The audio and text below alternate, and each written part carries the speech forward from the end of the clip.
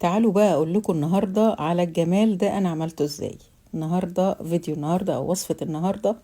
انا بقول لكم تعالوا نعمل السردين سوا.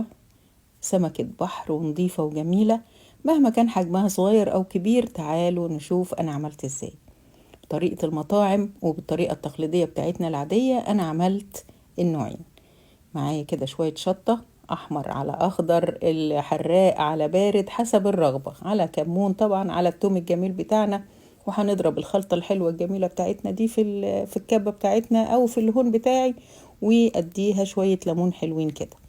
السردين ده انا نضفته كويس قوي وشلت الراس طبعا، ونضفت البطن كده، ويبقى عندك فرشة صغيرة تنضفي بيه البطن كده. سمكة بحر جميلة يا جماعة، وبتبقى لحمها حلو قوي وطعمها حلو قوي. اعتقد ان الكل بيحبها. طبعا بقلب بالمعلقة كده لان هو ما بيتحملش، يعني لحمها بيبقى حنين شوية كده، فما بيتحملش ان انا اهريه، فبقى اقلب بالراحة. حضرت معايا بقى في الصينية الاولى اللي انا هعملها شوية دقيق وشوية كركم وشوية كمون. انا تبلت السردين الاول. انا بفضل اتبله الاول قبل ما احطه في الدقيق، لان في طريقة تانية بيحطوا التتبيل عليه بعد ما بيقلوه. انا بفضل ان انا اشربه بالتتبيلة كده الاول قبل ما احطه في الدقيق، عشان يبقى شارب من التمليحة كده واخد كفايته.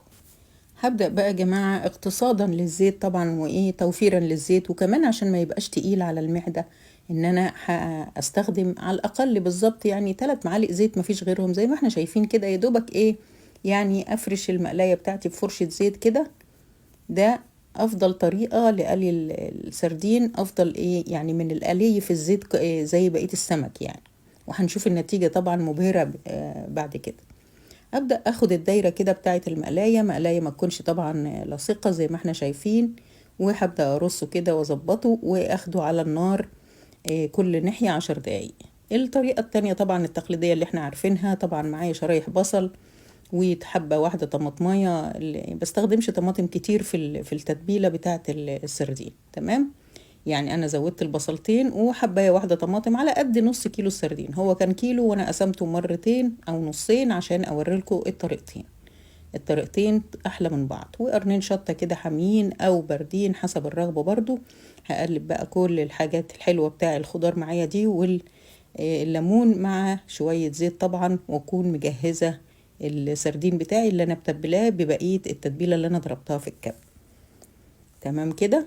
احط بقى شوية دقة على شوية زيت، وابدأ اخد معظم البصل والطماطم دي احطها في الارضية كده، بحيث تحميلي السردين وتديلي طعم في نفس الوقت لما يستوي.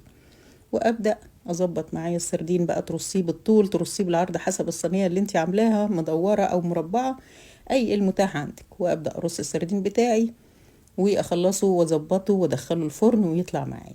طبعا دول كانوا الطريقتين حلوين قوي واحلى من بعض. جربيهم وعارفي اذا اعرف طبعا رايك ايه. زي ما احنا شايفين كده، بقى 10 دقايق من هنا واجي قلباها واخدها 10 دقايق على الناحيه التانية، وبيشبط مع بعضه وبيبقى احمر لونه جميل، لان انا حاطه طبعا كركم مع الدقيق، وبيديني النتيجه الهايله دي.